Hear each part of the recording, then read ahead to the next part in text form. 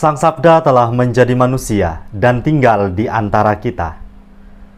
Para sahabat Sabda Hidup yang terkasih, berjumpa kembali bersama saya, Frater Jimmy, dalam permenungan hari ini. Permenungan kita akan diambil dari Injil Lukas bab 21 ayat 28 sampai ayat yang ke-32. Mari kita mempersiapkan hati dan pikiran kita untuk merenungkan Sabda Tuhan. Dalam nama Bapa dan Putra dan Roh Kudus. Amin. Semoga Tuhan beserta kita, sekarang dan selama-lamanya. Inilah Injil suci menurut Matius. Dimuliakanlah Tuhan. Tetapi apakah pendapatmu tentang ini? Seorang mempunyai 2 anak laki-laki. Ia pergi kepada anak yang sulung dan berkata, "Anakku, pergi dan bekerjalah hari ini dalam kebun anggur." Jawab anak itu, "Baik, Bapa." Tetapi ia tidak pergi.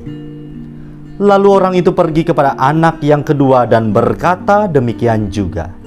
Dan anak itu menjawab, "Aku tidak mau." Tetapi kemudian ia menyesal lalu pergi juga. Siapakah di antara kedua orang itu yang melakukan kehendak ayahnya? Jawab mereka, "Yang terakhir."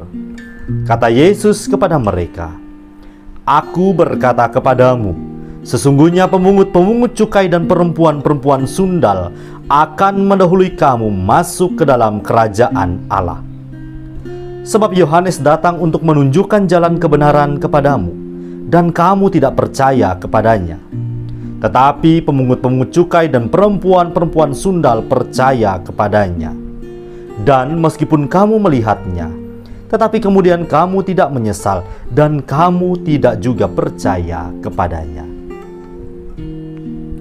Demikianlah sabda Tuhan. Terpujilah Kristus.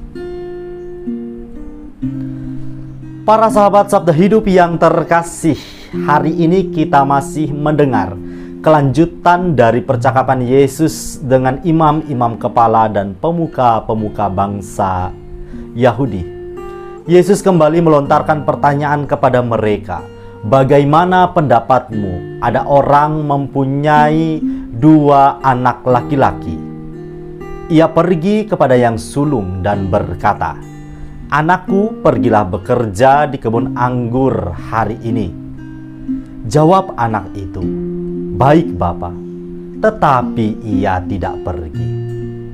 Lalu orang itu pergi kepada anak yang kedua dan berkata demikian juga. Dan anak yang kedua menjawab, 'Tidak mau.' Tetapi kemudian ia menyesal lalu pergi juga." Yesus melanjutkan pertanyaannya, siapakah di antara kedua orang anak itu yang melakukan kehendak ayahnya? Dan mereka pun menjawab, "Yang kedua."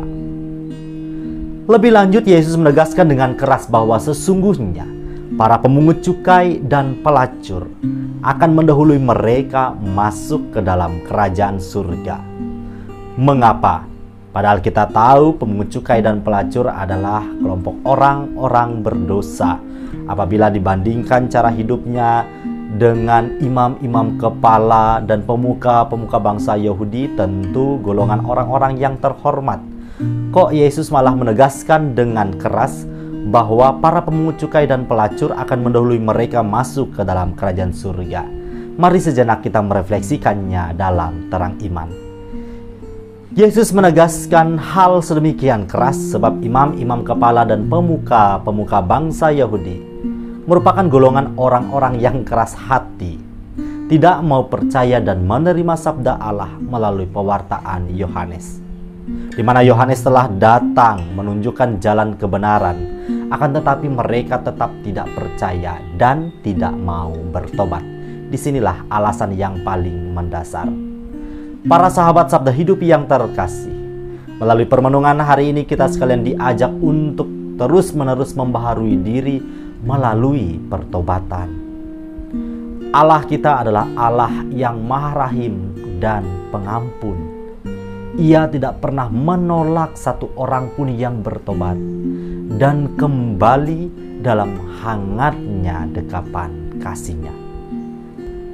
Seberdosa seperti apapun kita, Allah senantiasa memanggil kita untuk masuk pada pertobatan, agar kita dapat mengalami kebersatuan penuh dalam cintanya yang mesra. Kuncinya ialah bertobat. Sekali lagi, kuncinya ialah bertobat dan menjadi percaya, beriman penuh padanya. Bertobat senantiasa mengandaikan upaya terus-menerus untuk mengerjakannya. Dikala terjatuh, kita bangkit kembali. Pertobatan yang sejati senantiasa memuat kerinduan yang mendalam untuk selalu merasa ingin berada dalam hangatnya dekapan kasih Allah yang membuat kita merasa aman dan nyaman di tengah segala situasi dan kondisi hidup kita. Maka masa Advent yang kita renungkan selama 4 pekan ini menjadi kesempatan bagi kita untuk sungguh-sungguh masuk pada pertobatan hati yang sejati, agar kita menjadi manusia-manusia yang merdeka dan siap menyambut hadirnya Kristus dalam hidup kita. Semoga kita sekalian dimampukan untuk terus berjalan dalam terang iman. Semoga Allah yang Maha Kuasa memberkati kita, melindungi kita terhadap dosa, dan menghantar kita ke hidup yang kekal. Amin. Dalam nama Bapa dan Putra dan Roh Kudus. Amin.